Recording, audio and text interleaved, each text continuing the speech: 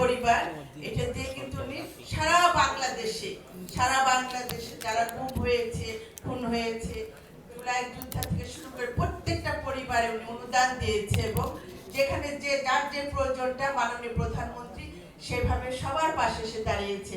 এটা জ্বলন্ত প্রমাণ, আপনারা নিজের চোখে দেখেছেন সবাই। তা আমরা তার সেই ধারাবাহিকতাটা ধরে রাখার চেষ্টা করব। আমরা চেষ্টা করব আমাদের মাননীয় প্রধানমন্ত্রী কি করছেন, উনি কি অনুসরণ করছেন, কিভাবে উনি তার সমস্ত কথাবার্তার মধ্যে আমাদের বুঝিয়ে দিচ্ছেন যে তোমরা জনগণের কাছে যাও, জনগণের জন্য কাজ করো, দেশের জন্য কাজ করো। এইটাই আমাদের অনুসরণ করতে হবে। আমরা প্রত্যেকে যে যেখানে আছি, যে মন্ত্রণালয়ের দায়িত্ব পেয়েছি, আমাদের সেখান থেকে কাজ করতে হবে, জনগণের জন্য কাজ করতে হবে। আজকে আমরা এখানে দাঁড়িয়ে আছি, জনপ্রতিনিধি হয়েছে বা মন্ত্রী বলেন যাই, আজকে এখানে আমরা দাঁড়িয়েছি শুধুমাত্র এই জুলাই যোদ্ধাদের কারণে এবং সাধারণ জনগণের, তৃণমূল পর্যায়ের জনগণের ভোটের কারণে আজকে আমরা এখানে দাঁড়িয়ে আছি।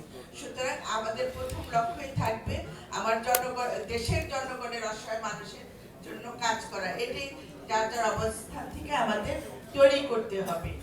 আজকে যে এখানে কথা হলো যে পর্যটনের, আমাদের মাননীয় প্রতিমন্ত্রী বললেন যে আমাদের পর্যটন আছে, বিমান আছে, ট্যুরিজম বোর্ড আছে, এই যে তিনটা আমরা যে সেক্টর আছে, আমরা এখান থেকে কাজ করব। এই জুলাই যোদ্ধাদের জন্য, জুলাই যোদ্ধাদের পরিবারের জন্য এখান থেকে আমরা কাজ করব। আমি যে অবস্থানে আছি, আমার প্রতিমন্ত্রী যে অবস্থা, আমরা যার যার অবস্থান থেকে কাজ করব।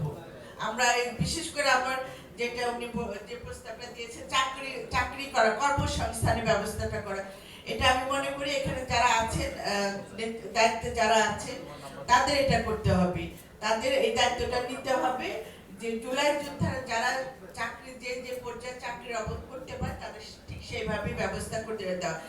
অলরেডি কিন্তু সার্কুলার হয়ে গেছে অনেক।